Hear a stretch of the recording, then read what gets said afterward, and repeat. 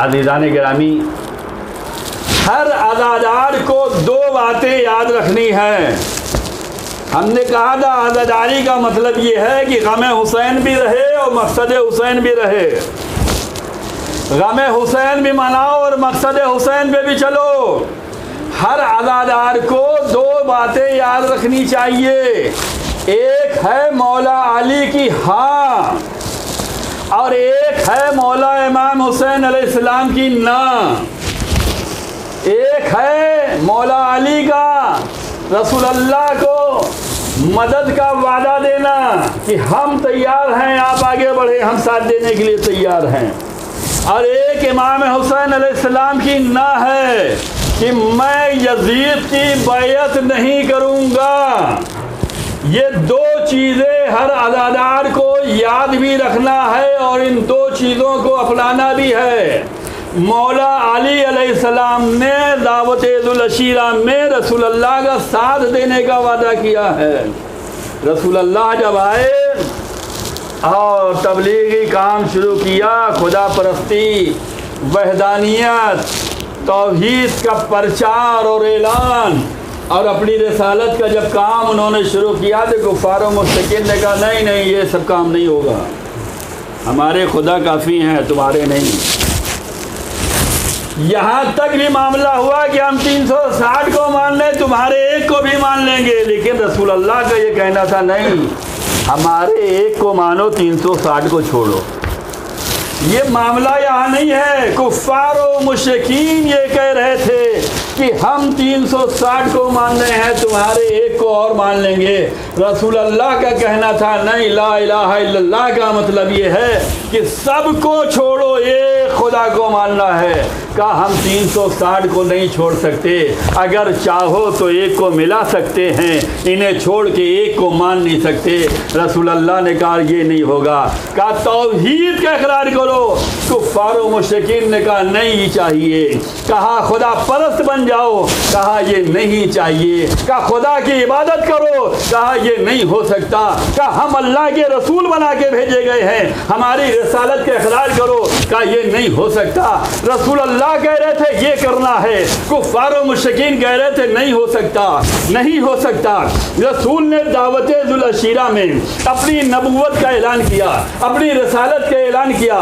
कहा मैं अल्लाह का रसूल बना कर भेजा गया हूँ, मैं तबलीग कार्य रिसालत के लिए आया हूँ। तुम में कौन है जो मेरे कामों में मेरा मददगार बनेगा? सारे बैठे रहे। ऐसे में मौलाए कायनात हज़रत अली इब्न अबी तालिब अलैहिस्सलाम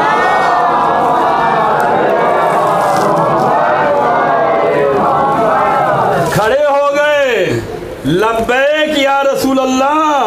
हम रसूल अल्लाह का साथ दावत-ए-दुल अशीरा में मौला अली अलैहिस्सलाम ने दिया।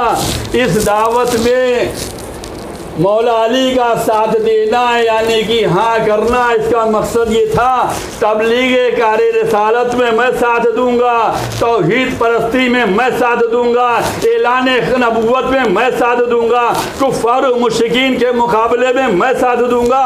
और जब अली ने साथ देने का इरादा जाहिर कर दिया, ऐलान कर दिया, तो सारे कुफ़ार और मुश्रिकीन जो है जनाब अबू तालिब अलैहिस्सलातु वस्सलाम की बारगाह में आए।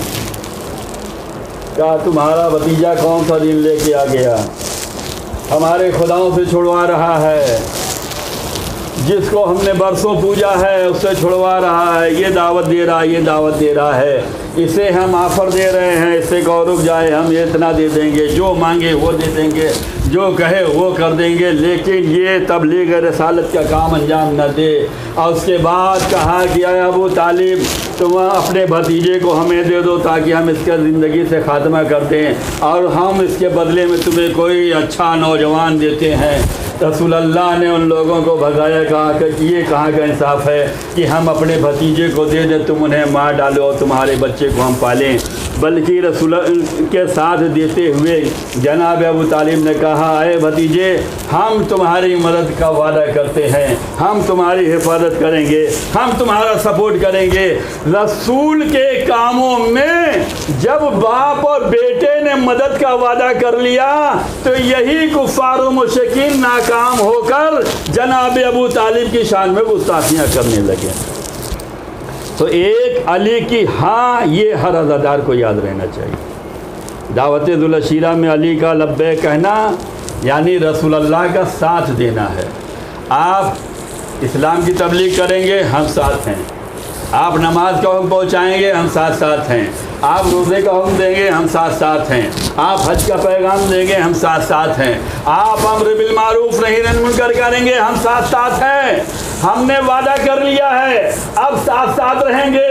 हर अज़ादार को मौला अली के चाहने वाले को मौला अली के इस इकरार को याद रखना है कि मौला ने कहा हम साथ देंगे। हर अली वाला इस पर चलने की कोशिश करे। और एक इमाम हुसैन अलैहिस्सलाम की ना है। यजीद जब तख्त पे बैठा है उसने सबसे बैअतें ली हैं और इमाम हुसैन अलैहिस्सलाम ने कहा नहीं, हम यजीद जैसे की बैअत नहीं करेंगे। इमाम हुसैन अलैहिस्सलाम का ना नहीं, इमाम हुसैन अलैहिस्सलाम का नो, ये याद रहना चाहिए कि हम जो है यजीद की बैअत नहीं करेंगे। हर अज़ादार को इमाम हुसैन अलैहिस्सलाम का ये ना याद रखना चाहिए और ये अहद करना चाहिए कि हम भी इसी ना में शामिल हैं। इसलिए कि हुसैन ने फरमाया था, मिसली ला युबायो मिसलक, मुझ जैसा यजीद जैसे की बैअत नहीं करेगा। अब अज़ादार मौला अली की हाँ यानी इस्लाम की दावत में आपको मदद करनी है, इस्लाम के रास्ते पे आपको मददगार बनकर आना है, इस्लाम की तालीमात को नश्र करने में आपको मददगार बनकर आना है, इस्लाम के प्रचार में जो है आपको मददगार बनकर आना है, इस्लाम को फैलाने में आपको सहारा बनना है। और हर अज़ादार को इमाम हुसैन की ना याद रखने का मतलब ये है कि हर दौर के यजीद की जो है जालिम जाबिर हुकूमतों से इनकार करना है। और जालिम और जाबिर हुकूमत यजीद जैसे, यजीद में क्या खराबी थी?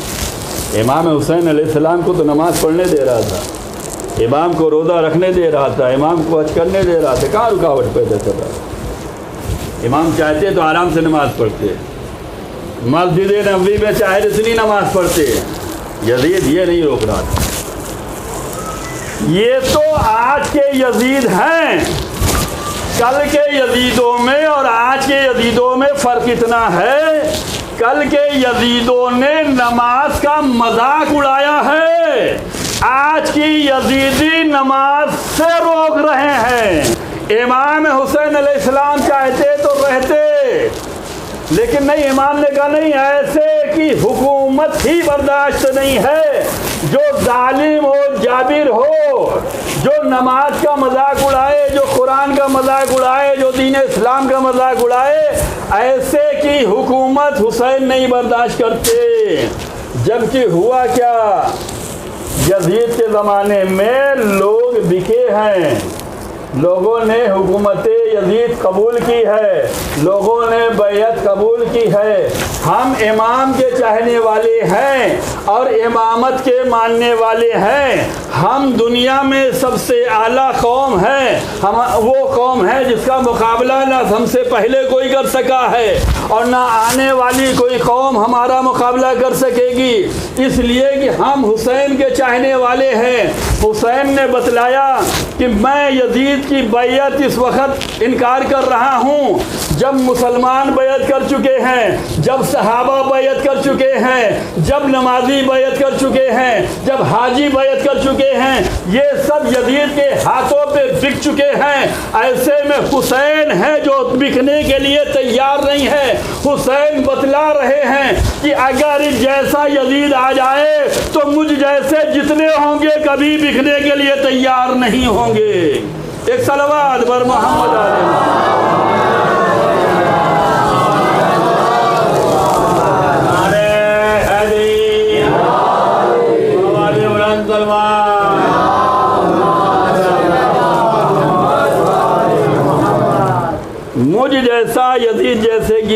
नहीं कर सकता।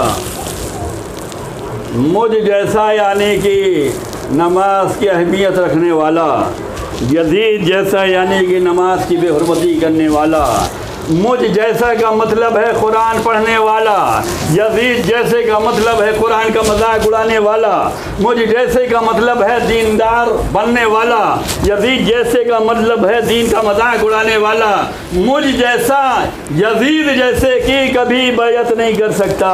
इसके लिए चाहे जितनी बड़ी कुर्बानी देनी पड़े देने के लिए तैयार हैं, लेकिन बैत यजीद के लिए कभी तैयार नहीं।